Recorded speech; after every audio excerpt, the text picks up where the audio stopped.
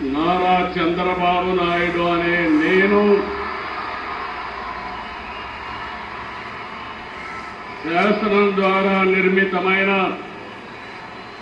భారత రాజ్యాంగం పట్ల నిజమైన విశ్వాసం, విధేయత చూపుతానని, భారతదేశ సార్వభౌమాధికారాన్ని,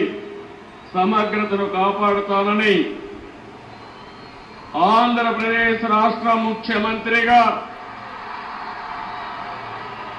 నా కర్తవ్యాలను శ్రద్ధతో, అంతఃకరణ శుద్ధితో నిర్వహిస్తానని, భయం గాని, పక్షపాతం గాని, రాగద్వేషాలు గాని లేకుండా రాజ్యాంగాన్ని, శాసనాలను అనుసరించి ప్రజలందరికీ న్యాయం చేకూరుస్తా